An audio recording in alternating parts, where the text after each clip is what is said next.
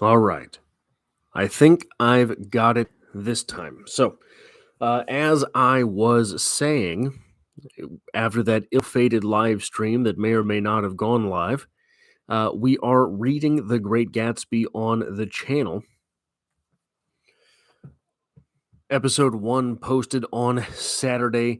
I am looking towards episode 2 posting this Saturday, but because it is such a monumental landmark in fiction, in English fiction, but especially and really in American fiction.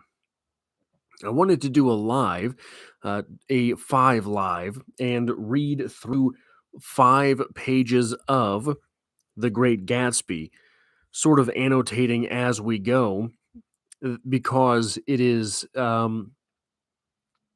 important. I think it is. I think a big deal. So let me see.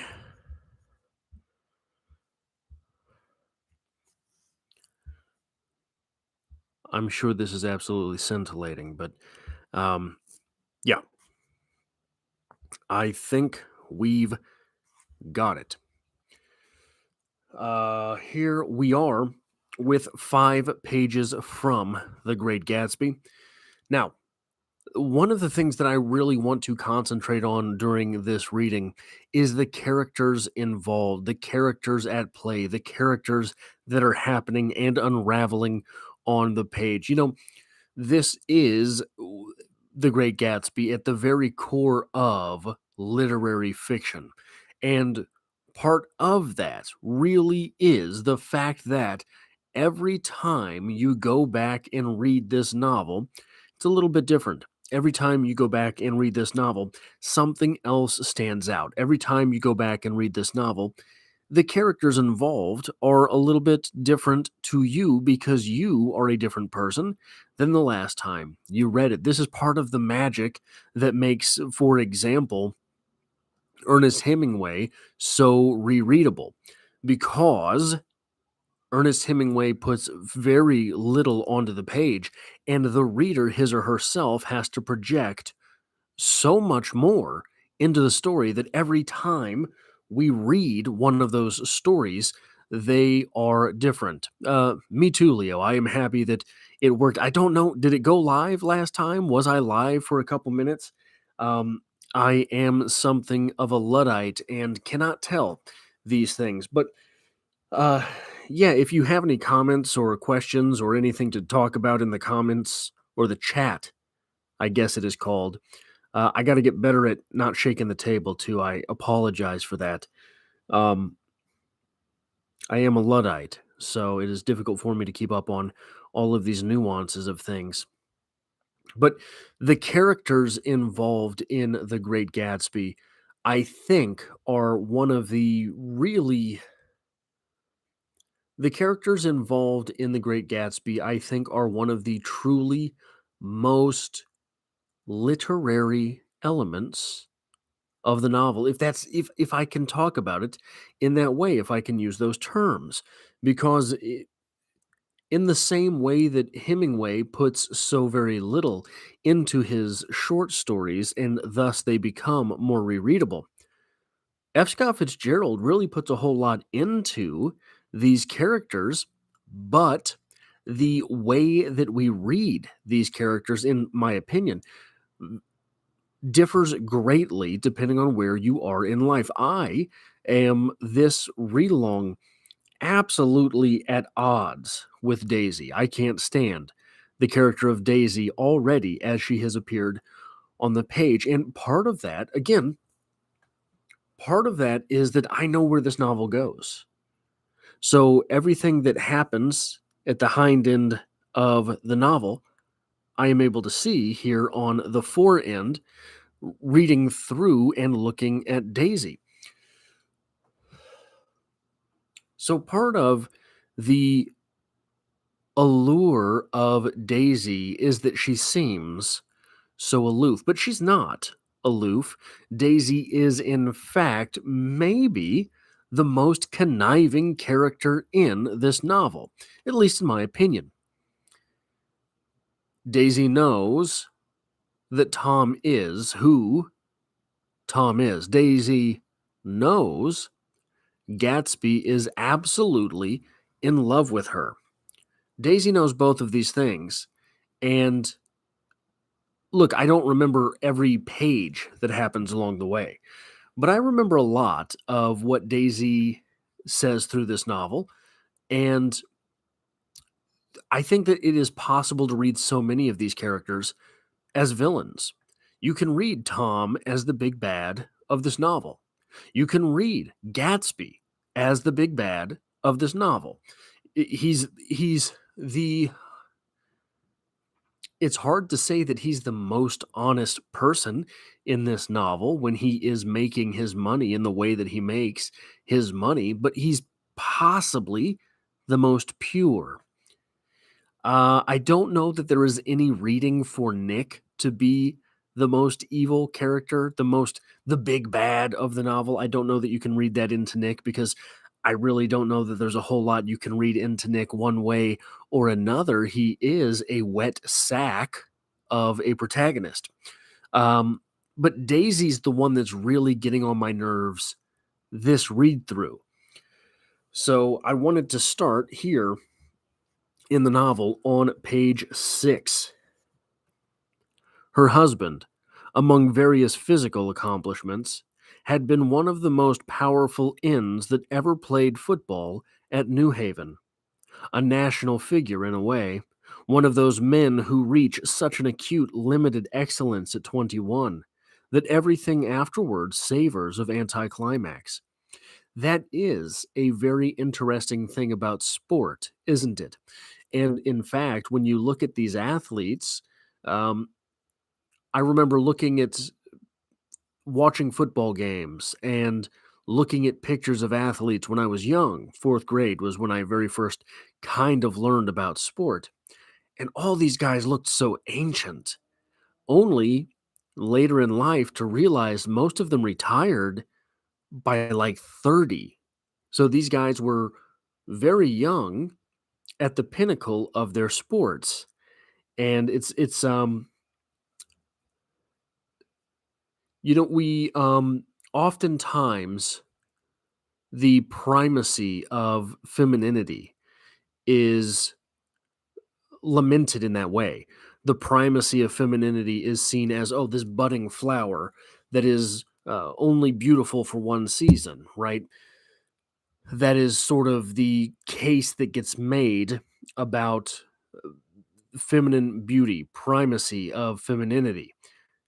Such, I think, is the case as well with masculinity if we're looking about raw physical appeal. Um, I'm just going to leave that where that's at. I think I'm not going to elaborate on that anymore. His family were enormously wealthy. Even in college, his freedom with money was a matter for reproach. But now he'd left Chicago and come east in a fashion that rather took your breath away. For instance, he'd brought down a string of polo ponies from Lake Forest. It was hard to realize that a man in my own generation was wealthy enough to do that. This is one of the things for which a wet rag of a protagonist is good. Saying that Tom lived an almost unfathomable life is something that we can get from this type of protagonist, and it does not come across as something that is disingenuous. There is probably only one way to read that delivery, and that is that Nick is actually literally completely taken aback by the world in which Tom and Daisy live. He is not privy to that world. When they came east, I don't know. Why they came east, I don't know.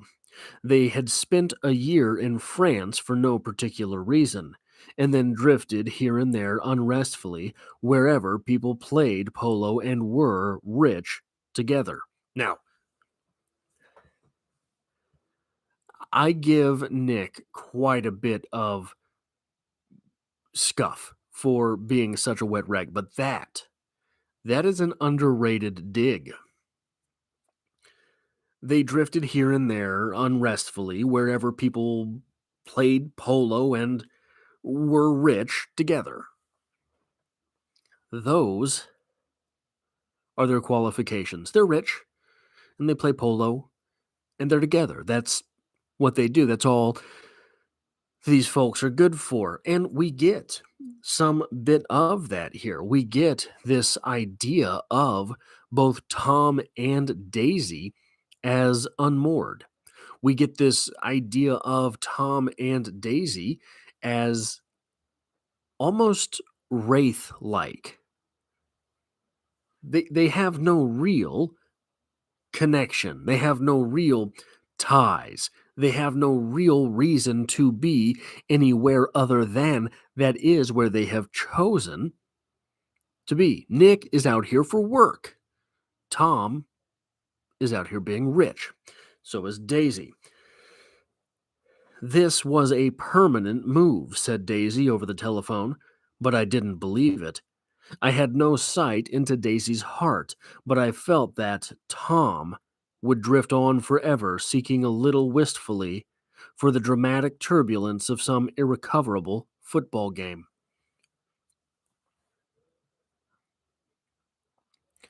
It is difficult to imagine in 1920s America football being as prevalent as it is today, especially because the NFL was not the NFL. What football meant back in these days was college football. The Devil's Dictionary, written, I believe, in the late 1800s, had the definition of college as the place where young people go to watch football games and pretend they study or something to that effect. And so it happened that on a warm, windy evening, I drove over to East Egg to see two old friends whom I scarcely knew at all. Their house was even more elaborate than I had expected, a cheerful red and white Georgian colonial mansion overlooking the bay. The lawn started at the beach and ran toward the front door for a quarter of a mile, jumping over sundials and brick walks and burning gardens. Finally, when it reached the house, drifting up the side of the bright vines as though from the momentum of its run, the front was broken by a line of French windows, glowing now with reflected gold and white, open to the warm, windy afternoon, and Tom Buchanan, in riding clothes, was standing with his legs apart on the front porch. Man spreading on his very own porch. One thing that I want to pay attention to, and I noted this in the episode 1 for the Great Gatsby read along, Georgian colonial mansion, French windows, Italian gardens. Is this so? They live in a colonial mansion. Is this colonialism, or is this colonialism, or is this slavery of ideas? They've gone all of these different places, Tom and Daisy, and they have reached out and grabbed these things they like and pulled them back to serve them at home. I don't think that this is. I think that this is a small detail put in to really accentuate who Tom and Daisy are. I don't think that it's anything necessary that is supposed to be um, indicative of those larger ideas and condemnations. He had changed since his New Haven years. Now he was a sturdy, straw haired man of 30 with a rather hard mouth and a supercilious manner. Two shining, arrogant eyes had established dominance over his face and gave him the appearance of always leaning aggressively forward. Not even the effeminate swank of his riding clothes could hide the enormous power of that body. He seemed to fill those glistening boots until he strained the top, lacing, and you could see a great pack of muscle shifting when his shoulder moved under his thin coat. It was a body capable of enormous leverage, a cruel body. His speaking voice, a gruff, husky tenor, added to the impression of fractiousness he conveyed. There was a touch of paternal contempt in it, even toward the people he liked. And there were men at New Haven who had hated his guts. Now, don't think of my opinion on these matters as final, he seemed to say, just because I am stronger and more of a man than you are. We were in the same senior society, and while we were never intimate, I always had the impression that he approved of me and wanted me to like him with some harsh, defiant wistfulness of his own. It's difficult to read Tom in this novel and really not picture Ernest Hemingway. Ernest Hemingway, his the F. Scott Fitzgerald's old buddy that he apparently met after writing The Great Gatsby. So it is not, in fact, a translation of Hemingway onto the page. We talked for a few minutes on the sunny porch. I've got a nice place here, he said, his eyes flashing about restlessly. Turning me around by one arm, he moved a broad, flat hand along the front vista, including in its sweep a sunken Italian garden, a half-acre of deep, pungent roses, and a snub-nosed motorboat that bumped the tide offshore. It belonged to Demain, the oil man. He turned me around again, politely and abruptly. We'll go inside. We walked through a high hallway into a bright rosy colored space, fragilely bound into the house by French windows at either end. The windows were ajar and gleaming white against the fresh grass outside that seemed to grow a little way into the house. A breeze blew through the room, blew curtains in at one end and out the other, like pale flags twisting them up toward the frosted wedding cake of the ceiling, and then rippled over the wine-colored rug, making a shadow on it as wind does on the sea. A couple of interesting things going on in that paragraph there. Number two, I'll start with number two, which makes it number one. The ceiling looks like cake. The rug looks like wine. What we are doing here is we are attributing statuses of power. We are attributing symbols of status, I should say, to the Buchanans. The ceiling was like a cake. Cake's very expensive. Cake is for celebration. The floor was like wine. Wine is very expensive. Wine is for celebration. The other thing we're doing here, so we have the Italian garden, we have the French windows, we have the Georgian colonial home.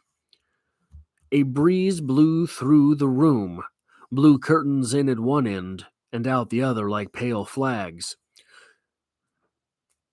We're being told that we are in a different place. Maybe this is not America anymore. This is Buchanan land. This is the home of the Buchanans. This is where they reign supreme. This is their world. You are just a visitor.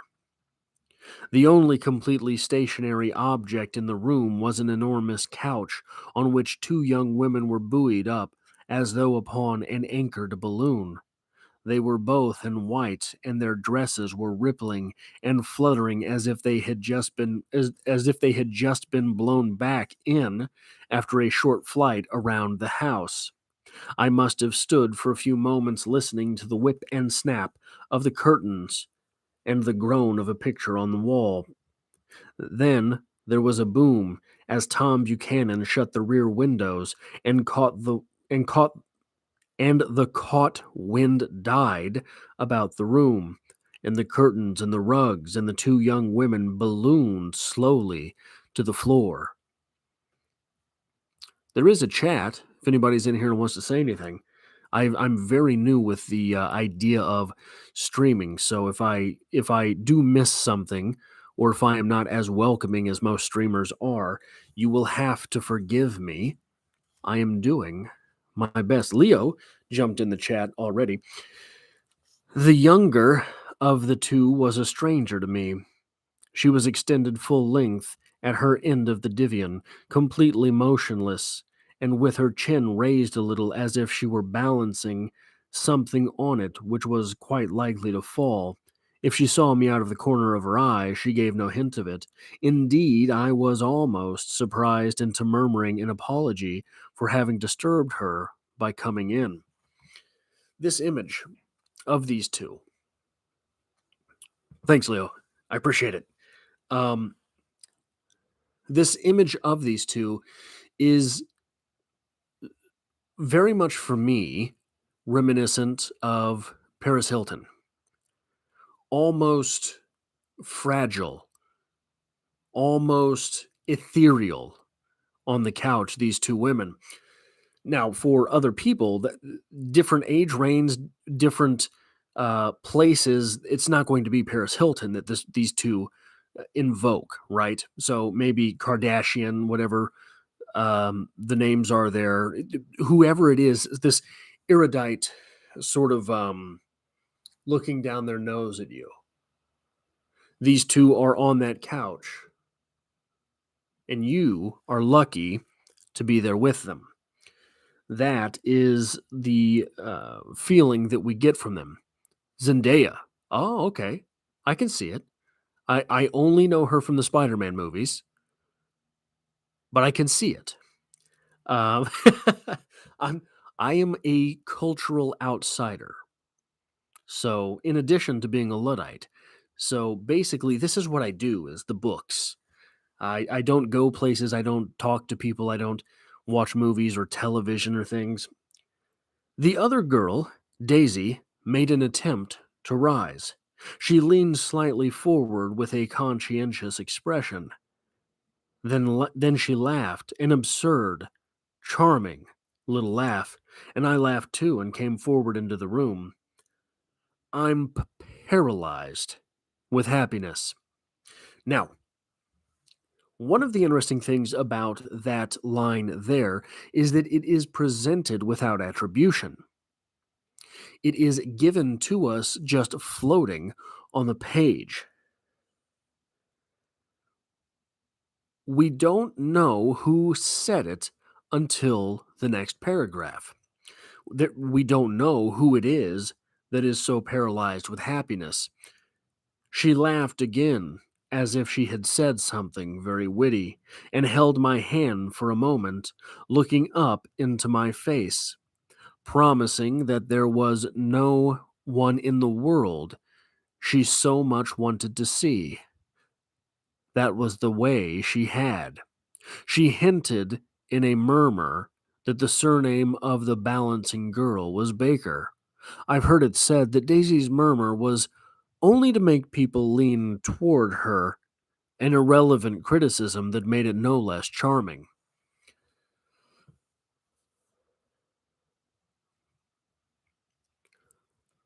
That's a hell of a detail. That is just. I've heard it said that Daisy's way of murmuring was just to make you lean closer to her. It's an irrelevant criticism, but it makes it no less charming. Ah, this is how this is every bit as F. Scott Fitzgerald a phrase as, and the only reason I keep going back to Ernest Hemingway is they're contemporaries here, right? This is every bit as F. Scott Fitzgerald a phrase as he looked over the mountain and it was fine. Whatever it is that happens in a Hemingway story that is this short declarative sentence, and it was fine, right? This little detail, this rumor about Daisy that she's so conniving with her very presence, and it's just to make you lean into her, just to get you closer. right? I, so I worked last night, and I'm not a very welcoming individual. I don't think. I've been told that I have RBF. Fine, whatever. Not a lot of people get very close to old Adrian. This woman last night asking me a question got so close to me, even I was uncomfortable. It's difficult to really make me uncomfortable. She was so close to me asking me this question that I took a step back. Proximity to people is something that is very personal. Some people are very close, touchy people. Some people are not. If someone has a way about them that makes you lean into them, this is the ultimate in underwriting your autonomy, right? They are making you get into their space. They aren't getting into yours. They are causing you to get into theirs. That is just a what a gorgeous little phrase there. At any rate, Miss Baker's lips fluttered. She nodded at me almost imperceptibly, and then quickly tipped her head back again. The object she was balancing had obviously tottered a little and given her something of a fright. Again, a sort of apology rose to my lips. Almost any exhibition of complete self sufficiency draws a stunned tribute from me. I looked back at my cousin, who began to ask me questions in her low, thrilling voice. First cousins? Because if it's first cousins, we're getting a little weird here. Is Daisy Buchanan's character based on Zelda Fitzgerald? I have to believe so. Uh, the way that she is described. So here's the weird thing. When you start getting into it, the very same point that I was just alluding to by asking if these are first cousins, because that's weird. Nick is almost definitely F. Scott Fitzgerald. I mean, Nick is almost definitely the self right in protagonist. To then cast the love of your life, and they were wildly in love with each other. To then cast the love of your life as your cousin has Sigmund Freud written all over it. And this would have been the right time period there, right? So is this something that F. Scott Fitzgerald is planting in the novel? Now, it's not quite Oedipal, but it is still something that is, boy, it's out there and it's weird. And we should not condone these types of feelings or emotions. But that's a very good question, Ovo. Ovio? How should I say that? Um, I looked back at my cousin, who began to ask me questions in her low, thrilling voice. It was the kind of voice that the ear follows up and down, as if speech is an arrangement of notes that will never be played again. Jazz. Her face was sad and lovely, with bright things in it, bright eyes, and a bright, passionate mouth. But there was an excitement in her voice that men who had cared for her found difficult to forget. A singing compulsion, a whispered, listen, a promise that she had done gay, exciting things just a while since, and that there were gay, exciting things hovering in the next hour. It's all allowed in books. I guess so, Leo. We've gone through some on the channel that are it's all allowed in book. Maybe not today. Do you think that everything is allowed in books today? I'm not sure that it is. I told her how I stopped off in Chicago for a day on my way east, and how a dozen people had sent their love through me. One thing I want to ask Here. How genuine are these characters? Um, she had this he talks about Daisy having this way about her that makes you believe that you are the only person in the world that she wants to talk to. That's not genuine, right? That is the way she makes you feel. Now, it might not be disingenuous, but certainly it's a stretch.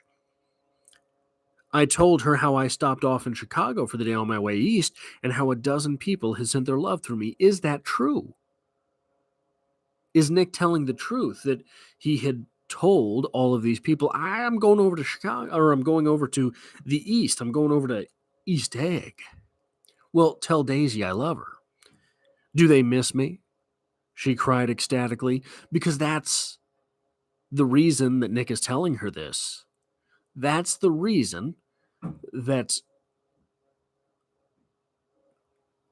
whether it's true or not, the reason Nick is passing this along is because he's going to get this rise from Daisy, his first cousin. First cousin? Hopefully not, right? All sorts of people back then were marrying cousins. Einstein, second cousin, married his second cousin. I think it was second. It was his second wife, by the way. Uh, the whole town is desolate.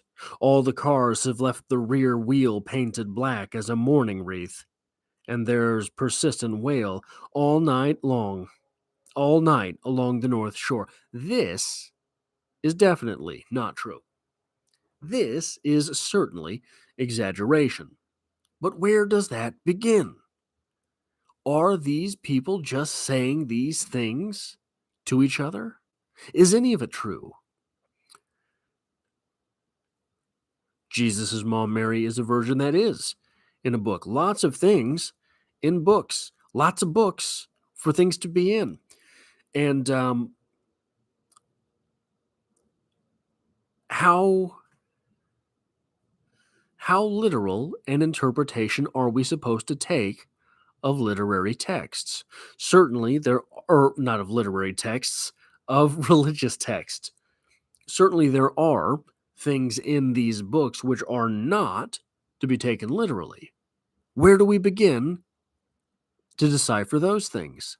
That's always one of the questions that I've had about uh, religions. You know, certainly there are things in those books that are not word for word accurate.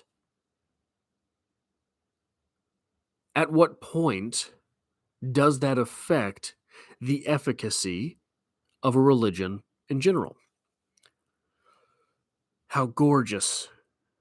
Let's go back, Tom, tomorrow. Then she added irrelevantly, You ought to see the baby. I'd like to. She's asleep. She's 3 years old. Haven't you seen her? Never. Well, you ought to. She's. Tom Buchanan, who had been hovering restlessly about the room, stopped and rested his hand on my shoulder. What are you doing, Nick? I'm a bondman. Who with? I told him. Never heard of them, he said decisively. This annoyed me. You will, I answered shortly. You will if you stay in the East. Oh, I'll stay in the East, don't you worry, he said, glancing at Daisy and then back at me as if there were something, as if he were alert for something more. I'd be a goddamn fool to live anywhere else. Will I do Dune? I don't have it planned to do. Dune's like a 600-page book, isn't it? 600, 800-page book. With the way that I am currently trying to format the read-alongs, like the format that I'm doing for the Great Gatsby read-along right now, I don't know how plausible that would be. I've got a couple different things planned. If I win the lottery or something, and all of a sudden I am a full-time YouTube creator, I will take all comers. It is my goal on this channel. If you follow my personal channel, a link to which can be found in the description below, I set forth goals on that channel. It's one of the things I do. I talk about goals, I talk about philosophy, I talk about movies, things like that. But one of the goals that I have for this channel, and it's going to sound ambitious and it's going to make me sound like an idiot, is to revolutionize the way that literature is talked about online. I think that there is a great opportunity for the reemergence of literature, and it has been, I won't say sullied, but I think that it has been perhaps, I think we are disappointing to that opportunity for the resurgence of literature. A couple things, and you may or may not like these names. I am not telling you to like or dislike these names. I am simply observing something that had happened in 2022, I believe. Both Lex Friedman and Ben Shapiro had started YouTube book clubs. And both of these individuals summarily quit those endeavors. Why? Guys, it's not fruitful. It's just not fruitful. It's hard to talk about these things. It takes time to read the books. It takes time to digest them, to set up a video, this, that, and the other. It's not fruitful. And uh, the platform that those guys have, the outfit that those guys have, is so large, they can't afford for things to not be fruitful. Whatever it is that we're doing, because I checked out the videos. I wanted to see if these guys with millions of followers are doing this thing, are dedicating time to literature. I owe it to them to at least try to check it out. They were good videos. I think part of the hullabaloo, or lack thereof, for literature online, we should, as a literary community, take note, perhaps, from the movie review community on YouTube. Now, they have a natural advantage over us in that they have a visual medium to talk about. They have a visual medium from which they can draw their videos. We don't have that with books.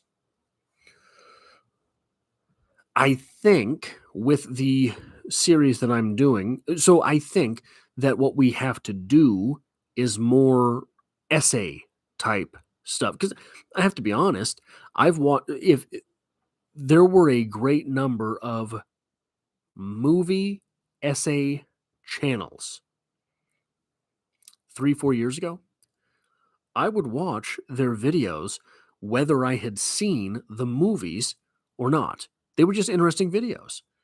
We could and should, I say, be doing the same thing with literature.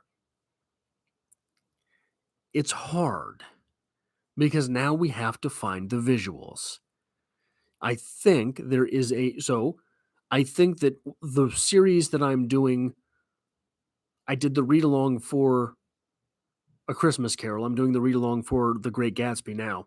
I think that these series are halfway between the two, halfway between the traditional sort of talking about books online and the way that movie review channels talk about, or movie essay channels talk about movies.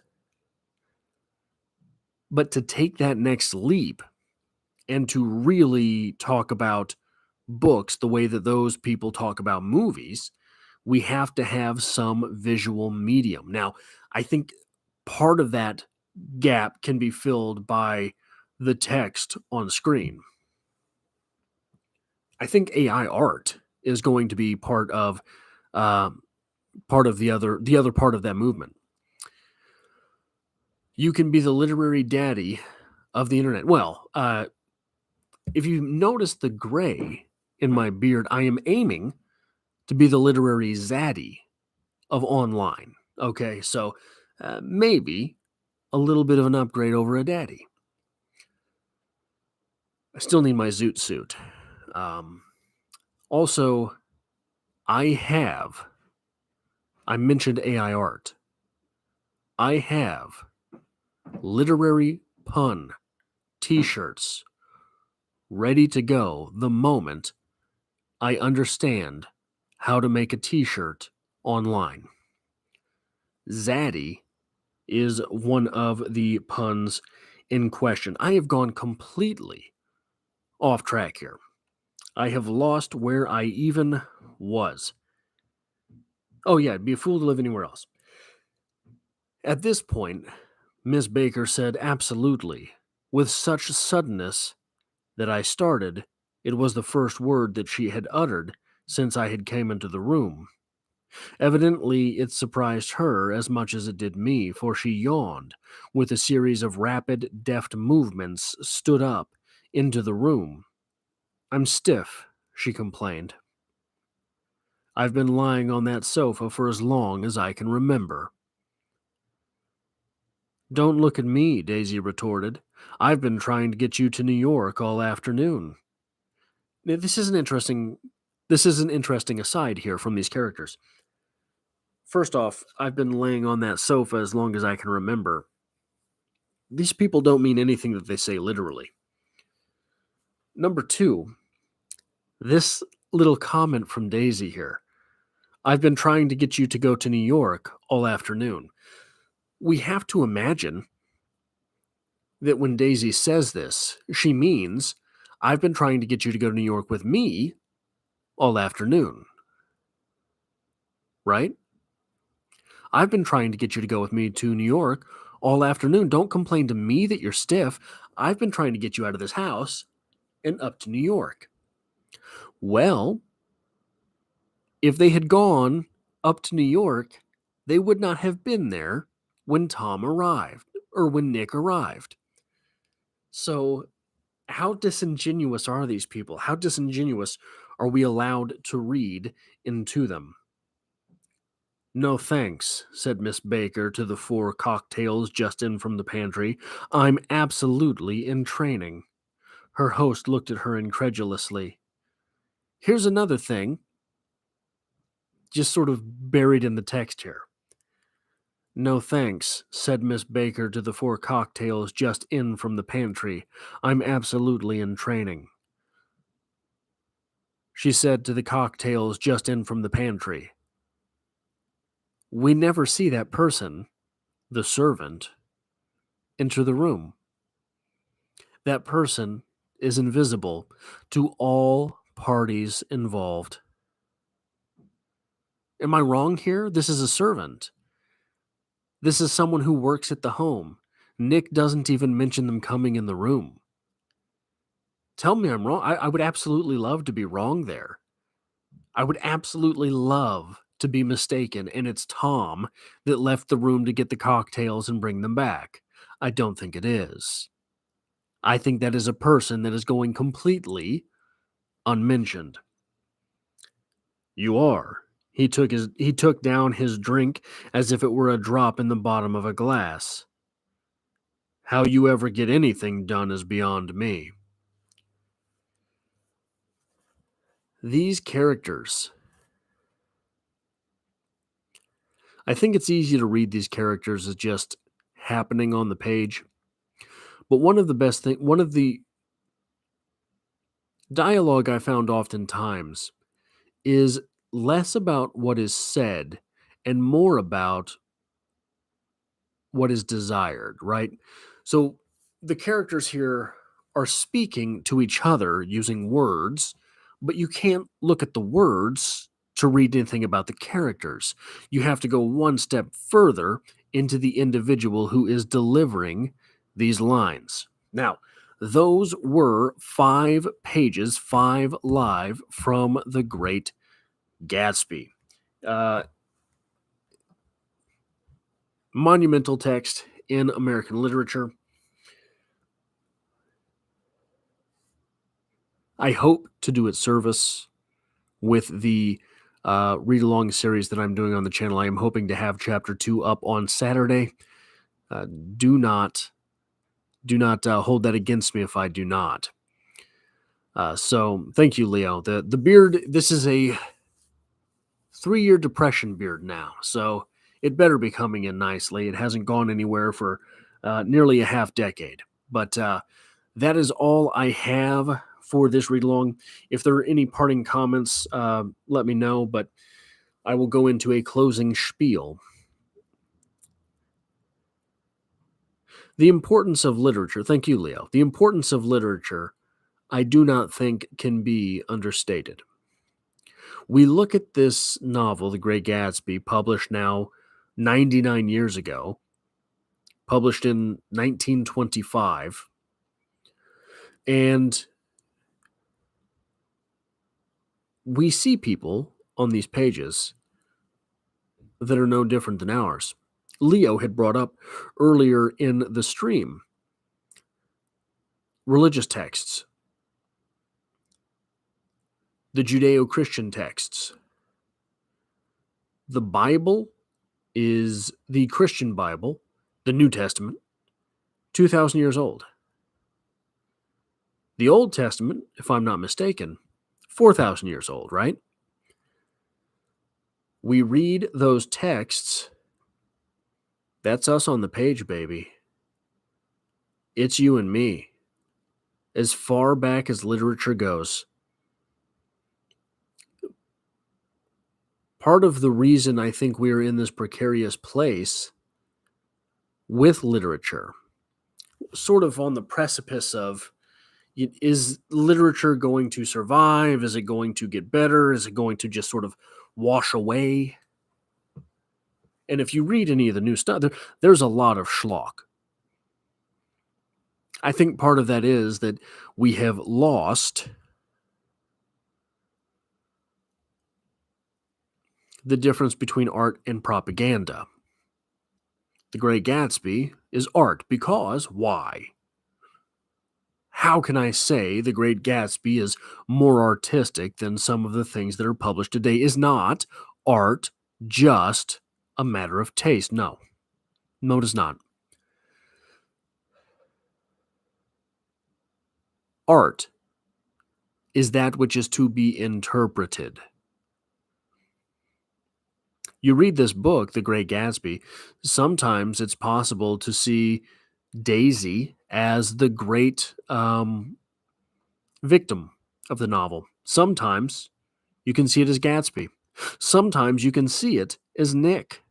The great sufferer in this novel is the empath Nick Carraway. I don't think that it is art if AI did it, Leo. So I did mention AI art earlier. I think that AI images is a better representation.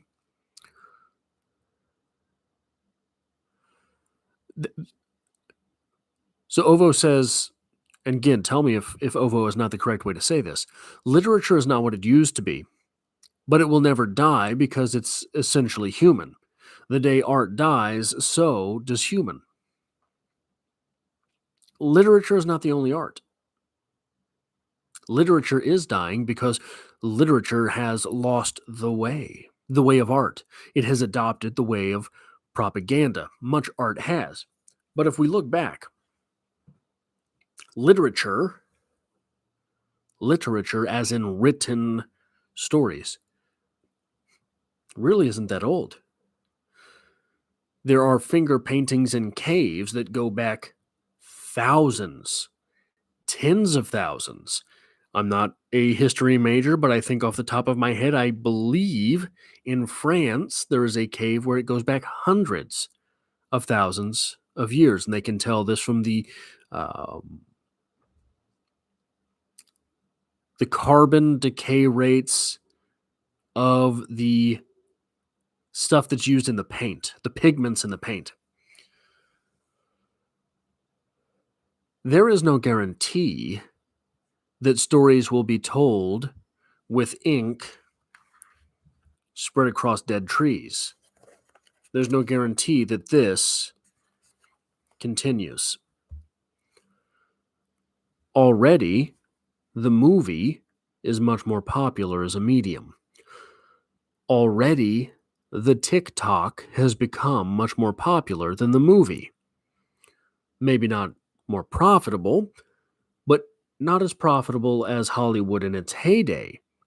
If you look at certainly the earnings of Disney lately, Disney's been shoveling money into a coal pit, making propaganda, not art. Book TikTok. I've never been on TikTok. So I believe they are 15-second videos. Is that correct? Something like that. So it would be difficult to do a book review in that time frame. But if there's a way to do it, I hope someone figures it out. If there's a way to make that intellectually profitable, I hope that someone does so.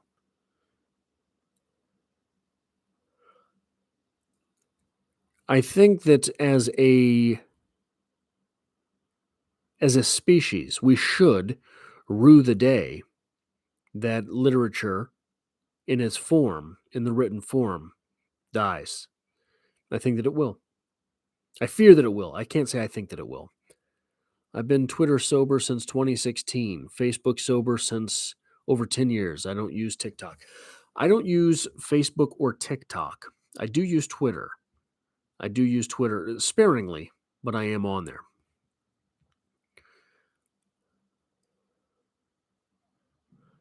If there is a future for literature, it has to return to its roots. It has to return to that which is to be interpreted. It has to get back to those things which are intellectually profitable for the reader, not intellectually masturbatory for the writer. It's a strange world that we live in. I think, and I'm just rattling now. I think that part of this is that art had gotten to such a place, art had been so advanced, I think, especially in literature. I mean, you look at the generation of the expatriates. You look at the Hemingways and the Fitzgeralds of the world. You look at Siegfried Sassoon. You look at the trench poets. Things had become so intense, so intensely quality that it's very hard to follow that. It's very hard to write a good short story and have someone not read it and say, yeah, that's all right, but it's not Hemingway. And so okay, so we will look at this in another way.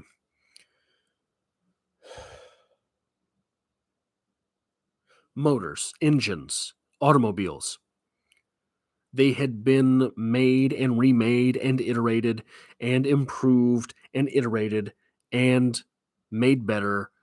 Boom, boom, boom, boom for 50 years into the 50s, 60 years into the 60s, 70 years into the 70s, and finally 80 years into the 80s when Toyota came with a little bit better of a way of doing things than everyone else and absolutely obliterated the field.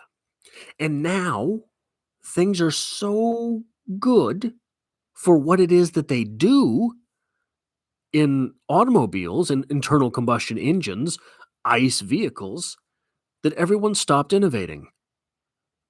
Everyone just kind of assumed that it is what it is, that it does what it does. It's as good as it can be. Everyone just kind of felt that way. And then the electric vehicle came along, right? And it's destroying what it means to be an automobile. I think that where we are in the world of art right now is that lull period. No one is writing a novel better than The Great Gatsby. No one is writing a short story better than The Short Happy Life of Francis Macomber. And because of that, you can't make a car better than the Camry. You just do something that you want to do and claim that it's better. I do, Ovo. I do right.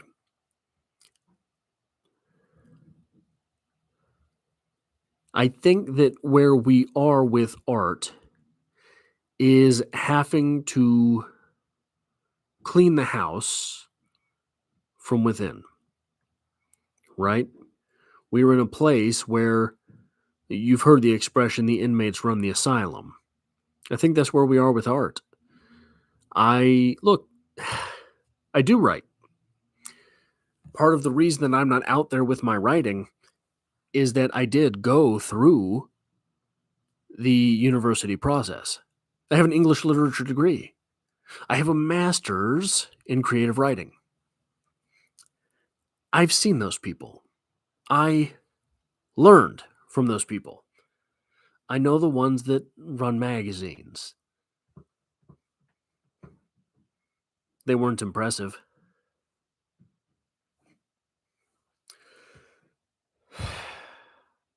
Now I'm just a stultified old man, huh? Anyway, that's what I have for this stream. I appreciate you being here. Thank you for giving me your time. And I hope to have you back for the next video.